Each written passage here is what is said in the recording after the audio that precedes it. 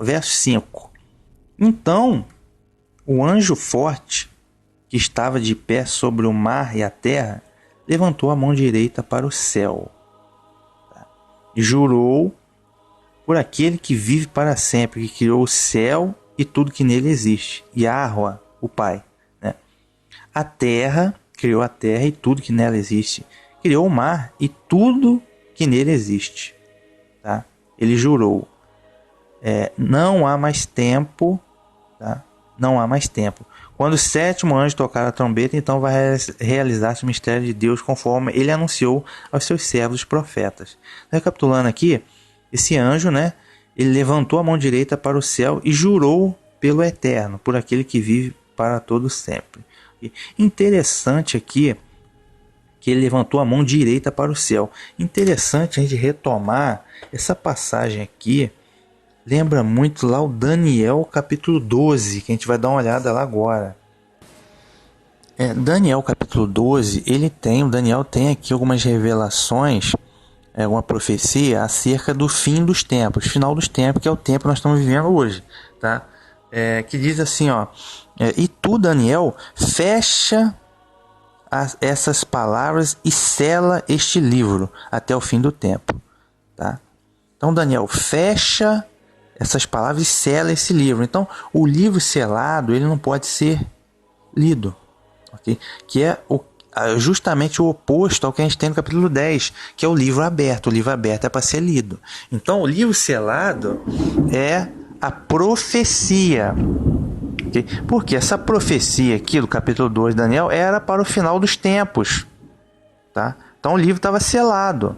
Tá? A partir do momento que o livro está aberto, tá? É para ser lido. Então, já não é mais a profecia, é a revelação, é o cumprimento das coisas. Ok? Então, pode ser o mesmo livro aqui, do capítulo 12, ele estava selado, e no capítulo 12 de Daniel, no capítulo 10 do Apocalipse, o livro foi aberto para dar conhecimento às pessoas. Conhecimento de quê? Como diz o livro aberto, é o Evangelho, ou a Bíblia como um todo, conhecimento da palavra de Deus, conhecimento do Evangelho, da salvação. Ok? E as pessoas ficaram 1000 anos sem ter acesso a isso. Okay? Então, uma cópia da Bíblia para cada pessoa foi uma revolução.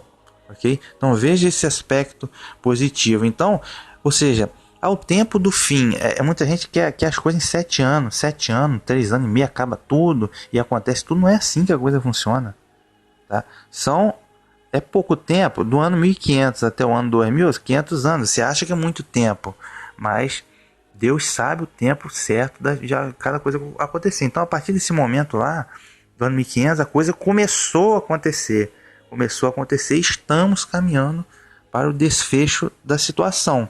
Okay? Então, o livrinho aberto, lá no ano 1500, começou a levar a Bíblia para todos os povos. Então, hoje, em várias nações aí, cada um tem a sua Bíblia, cada um tem várias Bíblias, exceto tem nações que tem a perseguição, mas de maneira geral as pessoas têm muito acesso, ok? Então o livro já não está mais selado, ele está aberto para a gente ler e ter pleno conhecimento da verdade, ok? Aí ele diz que muitos correrão de uma parte para a outra e a ciência se multiplicará. É o que está acontecendo hoje. Crescimento exponencial do conhecimento científico e muitos correm de uma parte para a outra. Aí com avião, com navio, com carro, cada um se locomove para onde quer, como quer. E eu, Daniel, olhei e eis que estavam outros dois anjos, um desta banda do rio e outro à beira do rio, e o outro do outro lado do rio. E ele, né, o anjo que estava do outro lado do rio, disse ao homem vestido de linho que estava sobre as águas do rio. Nessa visão, Daniel, ele primeiro viu um homem, né, com vestido de linho, que é o que estava, na verdade, me parece ser um anjo que estava conversando com Daniel. Tá? Estava sobre o rio, né? E surgiram outros dois anjos, um de cada lado do rio. E um que estava do outro lado do rio disse ao que estava no rio. Ele perguntou, na verdade, ao que estava sobre as águas do rio: que tempo haverá até o fim das maravilhas? Que tempo haverá até o fim das maravilhas? E ouviu o homem vestido de linho que estava sobre as águas do rio, quando levantou a sua mão direita e a sua mão esquerda ao céu e jurou por aquele que vive eternamente. Jurou ao Eterno, ao Pai, ao Criador, né? Jurou que depois de um tempo, tempos e metade de um tempo, quando tiverem acabado de destruir o poder do povo santo, todas essas coisas serão cumpridas, né? Então, notem, ele levantou as duas mãos para o céu, a mão esquerda e a mão direita, e jurou por aquele que vive eternamente, tá? Ele jurou pelo eterno, tá? Ele jurou que depois de um tempo, tempos e metade de um tempo, depois de 3 tempos e meio, quando tiver acabado de destruir o poder do povo santo, todas essas coisas serão cumpridas, tá? Então, 3 tempos e meio, quanto que dá? Aí muita gente vai dizer, são 3 anos e meio, são 3 anos e meio da grande tribulação. Não, tá errado, tá errado, tá? Na verdade, são sim 3 anos e meio, ou 1.260 dias, mas são 1.260 dias proféticos, que equivalem a 1.260 anos literais. Você tem que fazer a conversão, porque lá no Daniel capítulo 7 o pessoal fala, ó, são 70 semanas, a última semana são 7 dias, uma semana tem 7 dias, porém 7 dias proféticos são 7 anos literais. Aí lá no capítulo 7 eles fazem a conversão da 70ª semana, que realmente são 7 anos, okay? Só que aqui tem que converter também, cara, de dia profético para ano literal, tá? Para utilizar um critério único, senão fica difícil. Então, depois de um tempo, tempos e metade de um tempo, são 3 tempos e meio, que são o quê? 1.260 dias proféticos, 1.260 anos literais. Que período foi esse? Quando acabaram de destruir o poder do povo santo. Que período foi esse? Foi do ano 538, quando o bispo de Roma emergiu com a máxima autoridade, quando expulsou os inimigos de Roma, até o ano 1798, quando o general de Napoleão acabou com o poder temporal do Papa. Ok? Então, do ano 538 até o ano 1500, o papismo governou sem oposição e massacrou a oposição. Ok? Fez uma ditadura, uma estrutura mundial de poder, uma ditadura religiosa, ele dominou plenamente, destruiu o poder do povo santo. Ninguém podia competir. Valdense, Albigense foram perseguidos. Judeus, já ouviu falar da Inquisição Espanhola? O que aconteceu com os judeus, né? Como eles foram perseguidos covardemente. Então ninguém tinha poder para competir. No ano 1500 a coisa começou a mudar. Criou-se lá a oposição, tá? Mas foi no ano 1798 que aí acabou o poder temporal do papismo. Até hoje, esse foi nesse momento que a besta foi ferida de morte, uma chaga mortal. Então eu estou falando de uma estrutura de poder, tá? Eu não estou criticando igreja católica. Igreja são as pessoas que não têm culpa, estavam debaixo de um jugo da religião, daquela aristocracia romana, e eram vítimas da coisa, né? Para falar a verdade, ok? Por isso que diz que destruiu o poder do povo santo, a Inquisição, ok? Então depois desse período todas as coisas serão cumpridas. Quando diz que todas as coisas serão cumpridas, é melhor traduzido que depois desse período, todas as coisas vão começar a se cumprir. Vai começar o cumprimento dessas coisas, né, do tempo final, depois desse evento. Tá? Então, depois desse evento, que aquela estrutura de poder foi destruída, vamos dizer, a gente está, a ferida, a chaga mortal da besta está se curando. Vai emergir uma nova estrutura de poder mundial. Então, a gente isso vai culminar no retorno do Messias, né? Na Armagedon, aí vai ter a marca da besta, a anti-imagem da besta, vai ter o falso profeta, essa coisa toda. Mas vejam que a gente está encaminhando-se para o final das coisas, ok? Então, depois desse período aí que eu citei, que começa o encaminhamento dessas coisas, pelo menos hoje. E hoje todo mundo tem acesso ao conhecimento da verdade, tá fácil, tem Bíblia de graça, tem Bíblia R$20, gente anunciando na rádio, na televisão, na esquina, tem para tudo que é lugar, só não conhece a verdade quem é relaxado, ok? Nesse período aqui da Idade Média não, você não tinha acesso, o que eles falavam você tinha que acatar, se você não acatasse você era preso ou morria, entendeu a diferença de contexto? Note-se que o anjo aqui, no capítulo Daniel 12, né? Ele levantou as 2 mãos. Ele levantou as 2 mãos, que é sinal de quê? De clamor, né? É um sinal de clamor, tá? É um sinal Então essa fase aqui é a fase profética, Daniel 12, tá? Da profecia. Aqui no Apocalipse 10 é o sinal de cumprimento, revelação, ok? Tá? Que é o cumprimento desse Daniel 12 aqui, nesse trecho, tá? E já aqui tanto é que no Daniel 12, verso 11, diz aqui: desde o tempo que o sacrifício contínuo foi tirado e posta a abominação desoladora, haverá 1290 dias. Agora, 3 tempos e meio do verso 7, 1260 dias. Agora aqui no verso 11 ele já diz outra coisa: 1290 dias. Foram 1290 anos. Tá? Literais. Bem-aventurado, verso 12. Bem-aventurado que espera 1335 dias. Já 1335 dias já é outro período. 1335 anos. Literais. Okay? Então tem várias medidas temporais aqui. Tá? Você tem que converter de anos proféticos para dias proféticos para anos literais. Okay? Então o verso 10 está cumprindo aquela parte ali do livrinho selado. Tá? Que vai de Daniel 12:4. O verso 9, Daniel.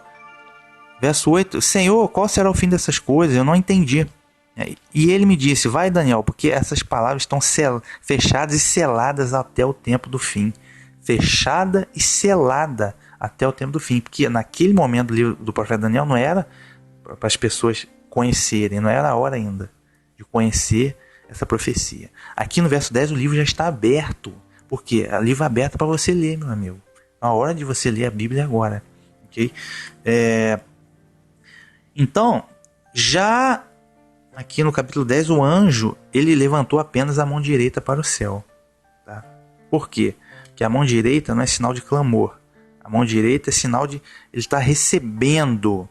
Tá? É sinal de as duas mãos para o céu, é que você está solicitando, fazendo a petição ao céu. A mão direita apenas para o céu é que você está recebendo. Então é hora da revelação. É hora do cumprimento daquilo que foi profetizado lá no Daniel 12.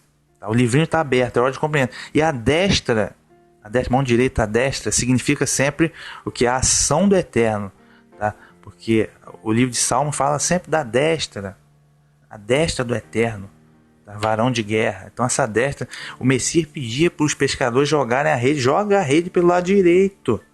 Por quê? O Eterno é que vai providenciar a pesca. A destra, confiança na destra, na atitude, no prover do Eterno, ok? Então é hora de receber o cumprimento da profecia, ok? Então ele jurou, esse anjo aqui, ó, verso 6, Apocalipse 10, verso 6, ele jurou também. Ele jurou por aquele que vive para todo sempre.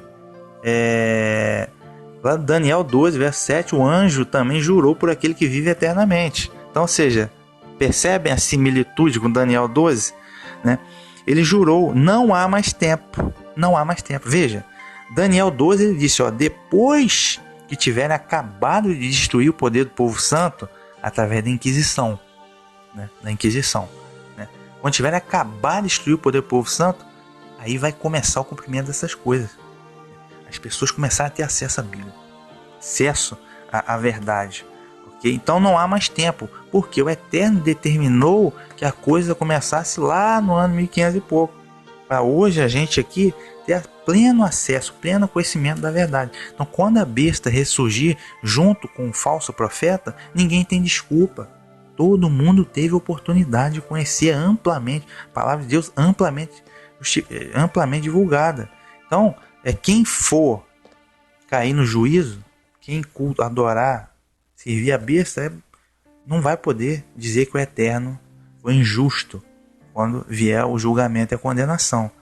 Deu para entender? Então não há mais tempo. Agora é hora de quê? Expandir a palavra de Deus, a Bíblia, para todo mundo, e começou naquele momento. Tá? E está até hoje. Tá? Então o momento é agora, não há mais tempo. Você precisa conhecer a verdade agora. Okay? Isso que quer dizer. Não há mais tempo, verso 7. Quando o 7º anjo tocar a trombeta, então vai realizar-se o mistério de Deus, conforme ele anunciou a seus servos, os profetas. Né? mistério de Deus anunciado servo e profeta. E se notar que o Messias é o cumprimento dos profetas. Mas nem tudo está cumprido ainda, né? No Calvário, ele cumpriu o sacrifício para a remissão de nossos pecados, para a salvação. Foi o momento mais importante da humanidade. Agora, tem coisas que vão ser cumpridas, tem profecia dos profetas que vão ser realizadas, lógico, tudo realizado no Messias, que ainda não foram realizados. Por exemplo, a ressurreição dos mortos. Por exemplo, a aniquilação da morte. Por exemplo, a aniquilação do inimigo. Por exemplo, julgamento dos ímpios, condenação dos ímpios no fogo. Okay? Tudo isso ainda vai acontecer. Okay? Então aqui ele cita mais uma vez os profetas, que os profetas são a palavra de Deus. O profeta não pode ser rejeitado, abandonado, como vem sendo aí no cristianismo. Tá? Então quando o sétimo anjo tocar a trombeta, eu já disse 6 trombetas já tocaram. A 6ª trombeta terminou seu toque lá no final do século XV com a queda de Constantinopla. Mas o Império Turco-Otomano só veio se desfazer no final da Primeira Guerra Mundial. Okay? Mas a 7ª trombeta é o ajuntamento de guerra final. Tá? Que o reino da besta vai entrar em ruínas e os reis do Oriente vão vir, possivelmente o islamismo contra o sionismo político, que representa a besta, e vão se aniquilar ali no Armagedon. Né? Tudo possivelmente envolvendo algum atrito em Jerusalém, a cidade de Jerusalém. E, enfim, aí vem o retorno do Messias. Okay? Então você precisa conhecer o Evangelho antes desse evento. Okay? Que esse evento já não vai ter mais chance. Então não há mais tempo, é o caráter de urgência. Okay? Aquela mesma voz do céu que eu já tinha visto, né, tornou falar comigo. A mesma voz do céu que proibiu ele de escrever o que os 7 trovões haviam revelado. Né? Vá, pegue o livrinho aberto na mão do anjo que está de pé sobre o mar e sobre a terra. Eu fui, pedi ao anjo que me entregasse o livrinho. Tá? Então veja que tem uma voz do céu, né, falando com o apóstolo João. E o anjo está ali, né? O anjo está ali na terra, vamos dizer. Porque o anjo não é o Messias. O anjo é mensageiro do Messias. Okay? É diferente. E fui pedir ao anjo que me entregasse o livrinho. E ele falou comigo: pegue e coma. Será amargo no estômago, mas na boca será doce como mel. Tá? Peguei da mão do anjo o livrinho e comi. Na boca era doce como mel, mas quando engoli, o meu estômago virou puro amargor. Então, o livrinho aberto, eu já falei, é o Evangelho da Salvação, ou a própria Bíblia total, como queira, da salvação. Tá? Então ele pegou o livrinho, era para pegue e coma, ou seja, assimile isso. Você precisa assimilar. Então, o apóstolo João aqui, nesse ato de comer o livrinho, ele está simbolizando todos aqueles que são chamados a anunciar a palavra do Eterno. Você tem compromisso, você tem comprometimento, você tem uma missão a cumprir. Okay? Então, o Evangelho na boca é doce como mel. Você falar do Evangelho e você assimilar, você começa a assimilar o alimento na boca, tá? Quando a saliva já começa a promover o processo de digestão, né? Já tem enzimas na sua saliva, mas enfim, nesse momento inicial, você está assimilando o Evangelho, a salvação, é ótimo, é como mel. Por quê? Porque você sabe que é salvação, cara. Tem coisa melhor que salvação? Não. Tem coisa mais doce que o mel? Não. E é isso que significa. Então, na boca, você falar do Evangelho é ótimo. Você pronunciar, né, o Evangelho é coisa ótima. A salvação não tem coisa melhor que isso. Né? E você assimilar inicialmente o Evangelho, como eu disse, a digestão já começa ali no mastigar na boca, é ótimo. É como mel, porque é salvação. Porém, no estômago, ou seja, já numa próxima fase, né, que você adere ao Evangelho Messias, aí é amargo. Por que é amargo? Que vem, no segundo momento, vem a perseguição. Perseguição, muitos morreram, e muitos são perseguidos, até os boicotados, né? E vem a perseguição, porque o mundo não admite. Então você não tem uma aceitação do mundo, né? Então você vai sofrer uma forma de perseguição, inevitavelmente. E muitos foram para a prisão, muitos morreram e morrem até hoje, muitos são relegados cidadão de segunda classe e por aí vai. Okay? Então tem esse aspecto, né? Que a perseguição, o mundo está no maligno, então ele não quer que você permaneça no evangelho, ok? Outro ponto aqui,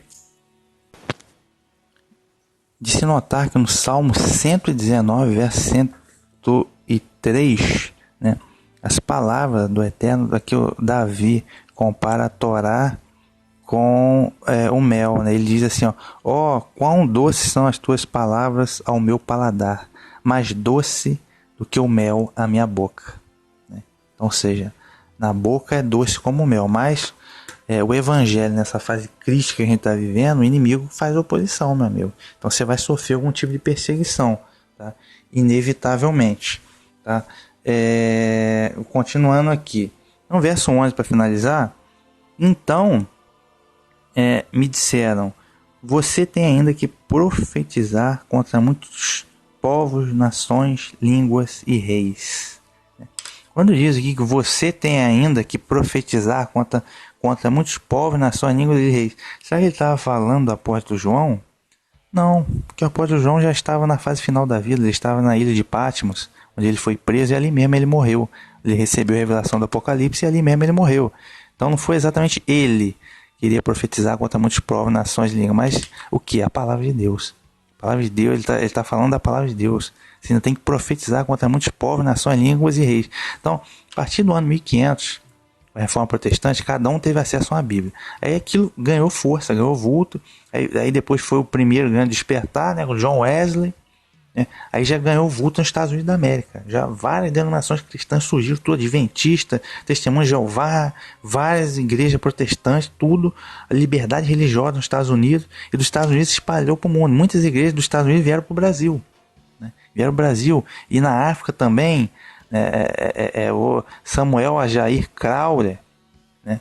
Foi um bispo da África, e na Coreia do Sul também, e foi para vários lugares, e a coisa expandiu de uma forma, e por conta disso o próprio catolicismo se reinventou, né, na Contra-Reforma, e foi também correndo para as Américas. Nas Américas foi que inclusive o continente americano foi redescoberto, né, pelos europeus lá por volta de 1500, 1496, aí teve uma corrida também, o catolicismo ganhou a América Latina toda, né, no primeiro momento, aí já o protestantismo ganhou os Estados Unidos da América, depois foram para a África também, e, ou seja, veja que a partir desses eventos diversos do ano 1500, a Reforma Protestante, a imprensa de Gutenberg, a impressão das Bíblias, o redescobrimento das Américas, sabe, impulsionou o evangelho no mundo inteiro. Estou tratando só dos aspectos positivos, ok? Para a África também, estou tratando dos aspectos positivos da coisa, ok? Então, você ainda tem que profetizar contra muitos povos, línguas, nações.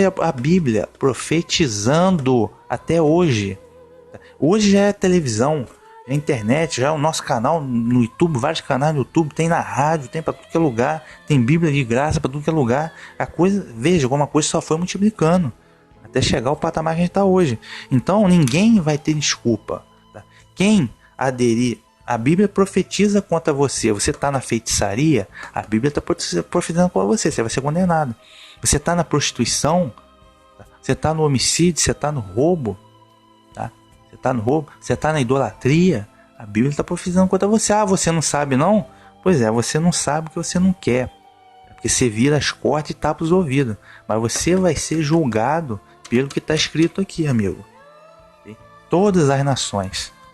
Lá no verso capítulo 19 diz que o Messias vem com a espada aguda que sai da boca dele. Que espada é essa? É o Evangelho. Para julgar e ferir todas as nações. Deu para entender? Então, nesse momento, o que a gente está? Verso 11. Você ainda tem que profetizar contra muitos povos, línguas e nações. Então, é o que a Bíblia está fazendo, né? E nós que somos aqueles que apregoam a palavra de Deus, estamos nesse processo. Profetizando, anunciando a salvação, chamando ao arrependimento em todas as nações. E quando o Messias voltar, lá na sétima trombeta, ó, na sétima trombeta vai realizar-se o mistério de Deus. Eu falei que a sétima trombeta é o juntamento final com o Armagedon. Aí vai retornar o Messias no Apocalipse 19, tá? Início do 20. A espada aguda que vai sair da boca dele, que é o evangelho que ele falou, é que vai julgar, tá, e condenar as nações. Então o negócio é muito forte. Tá? O negócio não é brincadeira de criança. Não dá para brincar com isso daqui. Okay? Então é isso aí, gente. Esse foi o capítulo 10 do livro do Apocalipse. É uma profecia que já se cumpriu. Né? Na verdade, essa fase final aqui está se cumprindo. Né? Da profetização contra povos, línguas, nações e reis. A palavra de Deus ainda está agindo. Okay? Mas toda a demais parte aqui dessa profecia já foi cumprida, né? Foi a reforma protestante, né? Que se iniciou essa profecia, né? Quem deu início a essa profecia aqui foi a reforma protestante, depois o grande despertar, enfim, essa coisa toda.